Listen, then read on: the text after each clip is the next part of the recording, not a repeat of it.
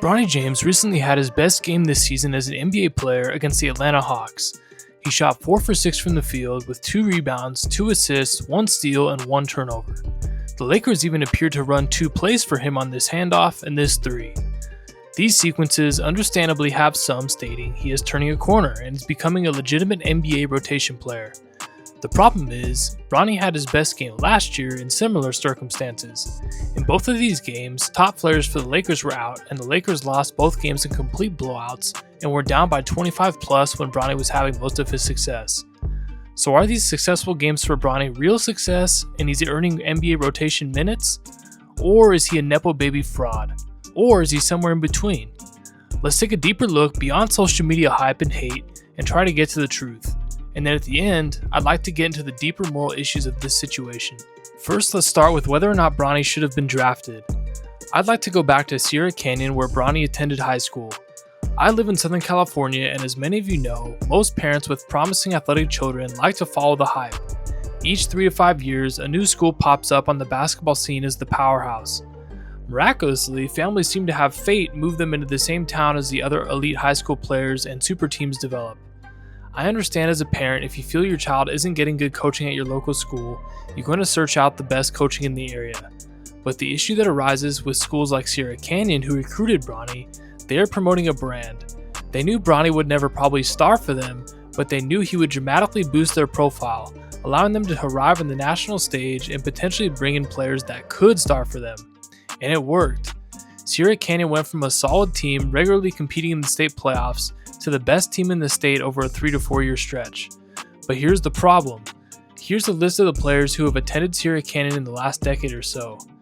Marvin Bagley, Brandon Boston, Zaire Williams, Cassius Stanley, Amari Bailey, Scottie Pippen Jr., and Kenyon Martin Jr., just to name a few.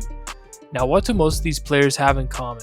All played on stacked teams for Sierra Canyon, all were highly ranked D1 prospects, and outside of Scottie Pippen Jr., and you could argue a little bit Kenyon Martin Jr., they have all drastically underperformed expectations in college and especially the NBA. The problem is you are going to programs focused on flash and stacking talent instead of developing talent. To me, I saw minimal improvement from Bronny James in key NBA talents like 3-point shooting and playmaking from his sophomore year to his senior year. His scoring went up, but really just because his usage went up. And the problem is, he is training with elite trainers outside of the games, but in the games, he's not learning to deal with big pressure moments and developing basketball IQ because he was often the 3rd or 4th option on his own high school team. In addition, when you're on a stacked team, you're often not asked to guard the opposition's top player, and 90% of your games are blowouts so you don't have to play hard. People can make the counter argument that many top NBA players like Cade Cunningham and Carmelo went to stacked high schools like Montverde and Oak Hill. But the difference is, those guys didn't come from billionaire households. They already had to work hard to even get to that school. And they were also the clear leaders and superstars of those schools based on results, not on hype. Now, Bronny was ranked 20th by ESPN at the end of his recruiting cycle. Now, while we think of players who are ranked 20th or higher and selected as McDonald's All-Americans as absolutely dominating the high school circuit their senior years, this wasn't the case for Bronny. He was a very good player in high school who co-led with his teammate Isaiah Elohim to the state playoffs where they had moderate success. He averaged 14 points, 5 rebounds, 3 assists, and 2 steals per game. So right away, the first impression as an unbiased fan who watched some of his games is that he's probably a D1 caliber recruit, but his height at 6'2" and his lack of 3-point shooting should have probably had him unranked or at best near the bottom of the top 300. He did have one clear D1 caliber trait, and that was his athleticism. But to me, watching the games, he still often stood in the corner and lacked game IQ, in my opinion, as a direct result of overemphasis on training and underemphasis on game situations. So now where the story gets a bit murky is his one season at USC. As we all know, he had a cardiac arrest situation and was hospitalized for a medical issue with his heart. Luckily, it was handled expertly by the medical team and he was able to return to the court relatively early in the season. Regardless of how you feel about Bronny and LeBron, we are certainly happy for his health. I will give him a pass for anything regarding stamina and effort in those first few games, so I'll try to just grade more his game IQ and shooting. Now here's Bronny's stats from college. He averaged 4.8 points, 2.8 rebounds, and 2.1 assists per game in his one college season at USC during the 2023-2024 season. He appeared in 25 games and started 6. His shooting percentages were 36.6 from the field and 26.7 from three-point range and 67.6 from the free throw line.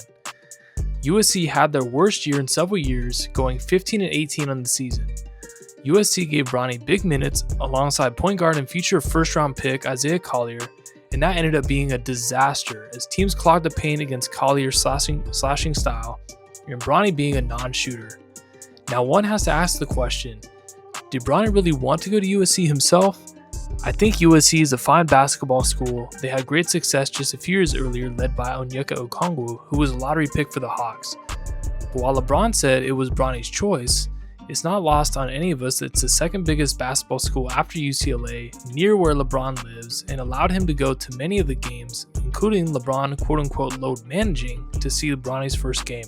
So now begs the question, has a 6'2", one-and-done guard ever been drafted after averaging 4.8 points on 36% shooting and 26% from 3? Not only has no one been drafted with that level of game film and stats, I would argue no player has ever gotten that level of minutes even in college with that type of production in NCAA history. Despite this, LeBron felt the need to tweet mid-season, "Bronny is better than half these mofos in the league." So Rich Paul and LeBron quickly came in to orchestrate the situation, with Rich Paul telling teams not to draft Bronny so that he could go to the Lakers. Through my research, only one or two unnamed teams were considering it for PR reasons, and Rich Paul found out and quickly called them to quash it.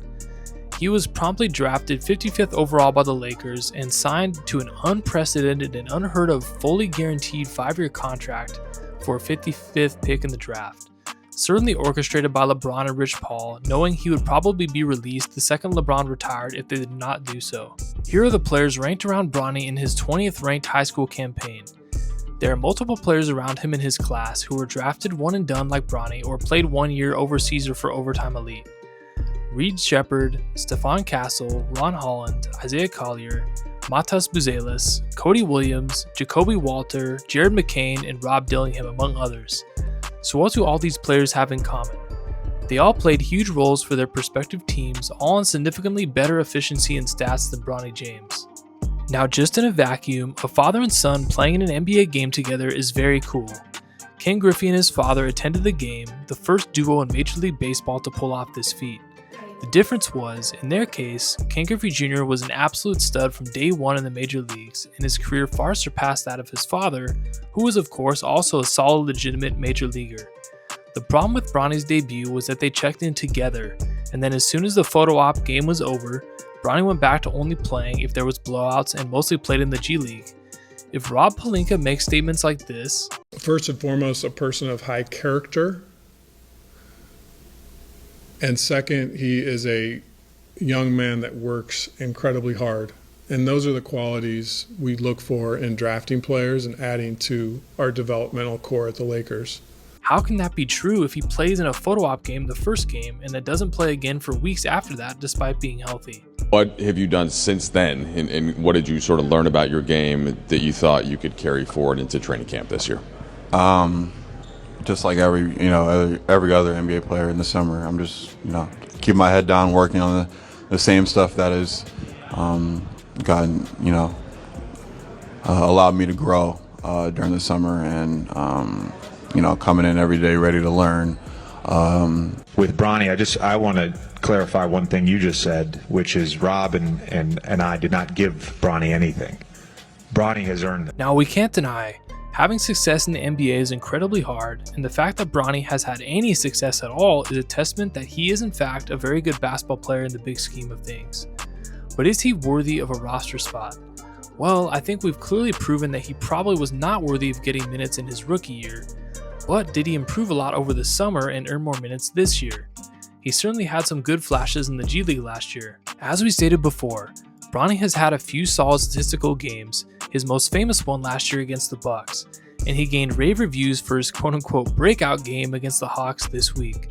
But has he turned a corner?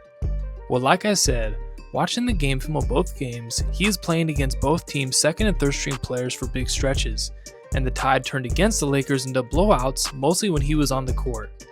The reality is, at 6'2" and playing with Luka and Austin Reeves, until Bronny becomes an elite defender and a solid three-point shooter and off-ball cutter, he will not be a legitimate deserving rotation player on the Lakers. He to me has potential to be an on-ball slasher with his athleticism, but no team will ever give him that chance because he has so many other weaknesses. I was hoping to see him come back with a much improved three-point shot and more desire and drive to cut off ball and defend hard, but I see too many instances of drifting lost on the court, sitting in the corner, and lack of effort on defense. While LeBron continues to peddle the narrative that Bronny is super locked in on this dream for his own sake, I just don't see that on the court. I think a lot of it is lack of IQ from his youth and inexperience, but if the narrative around you is that you're a Nepo baby, you should be hustling your ass off to prove at a bare minimum that you're putting in the effort every night. And finally, briefly to wrap up this video, as a former coach who often dealt with parents and someone who has watched LeBron's parenting strategy from afar with Bronny, I want to talk about the strategy and morals of what's going on here. Yes, every parent should advocate for their children and if possible, especially in today's economy, should help their children get a leg up for their future. But if you're a parent out there who's well off, the biggest obstacle facing your child is not their economical future, it's the danger of them not finding their own way and making their own mark. All of the parents out there transferring your children 15 times to different high schools, blaming the coach, etc. Yes, we want our children to be successful, but successful in the way they are meant to be, not in the way that we want.